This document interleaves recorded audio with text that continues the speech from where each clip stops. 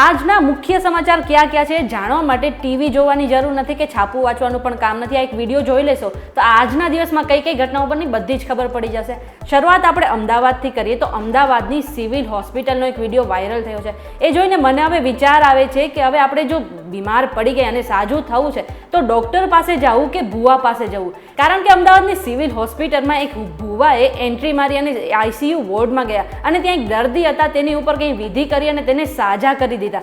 હવે ભૂવાનો એવો પણ દાવો છે કે જે દર્દી છે એ તેની વિધિને કારણે જ સાજો થયો હતો. હવે પ્રશ્ન એ છે કે અમદાવાદની સિવિલ હોસ્પિટલમાં ભૂવાએ એન્ટ્રી મારી તો મારી કેવી રીતે?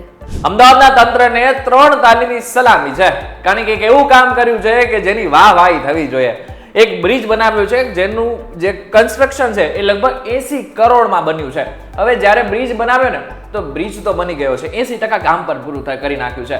પરંતુ હવે જ્યારે તમે બ્રિજ ચડશો અને જ્યારે બ્રિજ ઉતરશો ને તો સામે કોઈ રોડ છે જ નહીં, સીધી દિવાલ છે. એટલા માટે તો કહેવાય છે ને કે અમદાવાદનું જે તંત્ર છે એ થોડું વધારે પડતું બુદ્ધિશાળી છે. આ જે બ્રિજ છે ને એ ઘુમા શિલેટ જે સર્કલ છે એની પાસે બનાવવામાં આવ્યું છે.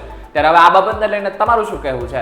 ઉત્તર પ્રદેશના પ્રયાગરાજમાં મહાકુંભ મેળાનું આયોજન થવાનું છે અને ગુજરાતમાંથી પણ ઘણા લોકો એ મહાકુંભ મેળામાં જવા માટે વિચારી રહ્યા છે. હવે જે લોકોને કુંભ મેળામાં જવું છે એમની માટે એક સારા સમાચાર છે કે રાજ્યમાંથી 3 સ્પેશિયલ ટ્રેન ચાલશે અને 2 અમદાવાદમાંથી તો 1 ભાવનગરમાંથી આ ટ્રેન ઉપડશે. અને જે લોકોને પ્રયાગરાજના મેળામાં જવું છે એ બધા જ 21 ડિસેમ્બરથી તેનું બુકિંગ કરાવી શકશે. બોલો લ્યો, કેવી વાત કહેવાય. સરકારની કંપની અને સરકારનું જ કામ નથી કરતી. એટલે કે ટેક્સના પૈસા સરકારની એક પોતાની જ કંપની છે કે જેને નથી ભર્યા. પોરબંદરનું એરપોર્ટ છે એ ઓથોરિટીએ સરકારનો 3 વર્ષનો લગભગ 3 કરોડનો ટેક્સ ભર્યો જ નથી અને કેટલી બધી નોટિસ પણ ફટકારવામાં આવી છે, પરંતુ એનો હજુ સુધી જવાબ મળ્યો જ નથી. BTVના અમારા રિપોર્ટરે જ્યારે એમને પૂછવાનો પ્રયાસ કર્યો ત્યારે જે જવાબ છે એ આપવાનો જ સીધો ઇનકાર કરી નાખ્યો છે. હવે આવી તો કેટલી એવી કંપનીઓ છે કે જે સરકારી છે પરંતુ હજુ સુધી ટેક્સના પૈસા સરકાર સુધી પહોંચ્યા જ નથી. અને બીજી બાજુ જો સામાન્ય વ્યક્તિની વાત કરીએ તો સામાન્ય વ્યક્તિ પાસેથી તો ઘરે જઈને પૈસા ઉઘરામાં આવતા હોય છે.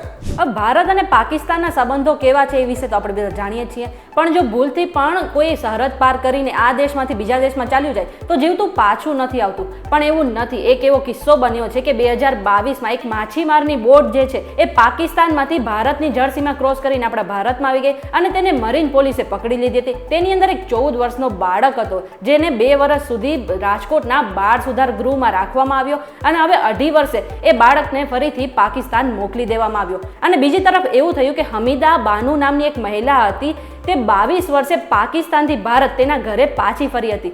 2002માં તેને દુબઈ લઈ જવાના નામે પાકિસ્તાન લઈ જવામાં આવી હતી અને એ બાદ તેને 22 વર્ષ સુધી ભારત પાછા આવવાના ઘણા પ્રયત્ન કર્યા અને અંતે તે પ્રયત્ન બધા સફળ થઈ ગયા.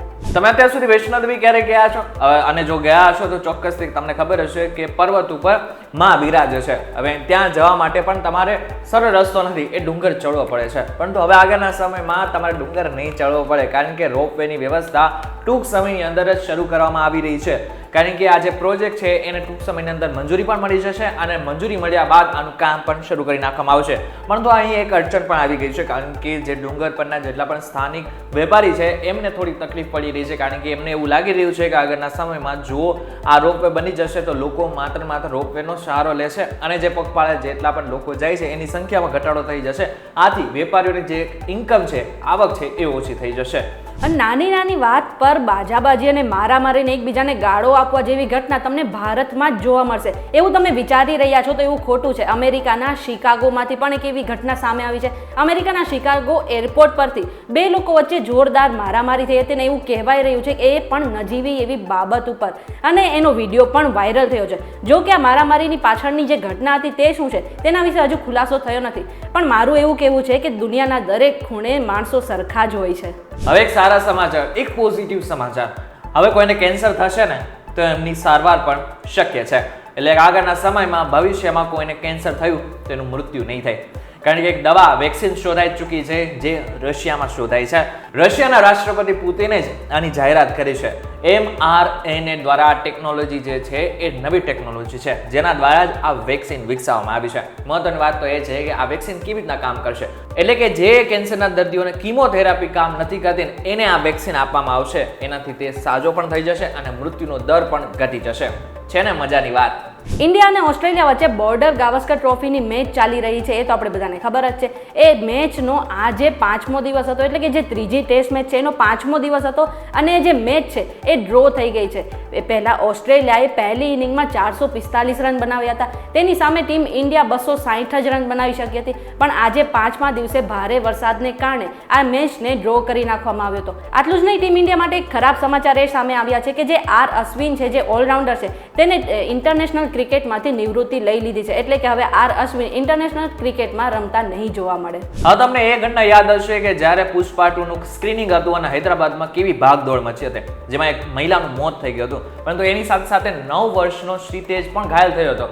પરંતુ આ ઘાયલ થયા બાદ એને વેન્ટિલેટર ઉપર રાખવામાં આવ્યો હતો. પરંતુ અત્યારે એક સમાચાર એ આવી રહ્યા છે કે એમને બ્રેન ડેડ જાહેર કરવામાં આવ્યો છે. અત્યારેના સમયમાં આ રીતનાની જે ભાગદોડ મચે છે એમાં સતત લોકોના મોત થઈ રહ્યા છે. પરંતુ ફિલ્મોના હિસાબે આ રીતનાનું મોત થયું હોય એવા કિસ્સાઓ ઘણા ઓછા છે. પરંતુ અત્યારનો જે ઘટના આવી છે એ પ્રમાણે જોવા જાય તો અત્યારે શ્રીતેજ બ્રેન ડેડ જાહેર કરવામાં આવ્યું છે અને જો એની સારવાર આપવામાં આવશે તો પણ લાંબા ગાળે એની સારવાર શક્ય છે. પરંતુ એના માટે પણ ઘણા વર્ષોની રાહ જોવી પડશે. ત્યારે આ હતા મહત્વના આજના સમાચાર જે તમારે જાણવા જરૂરી હતા.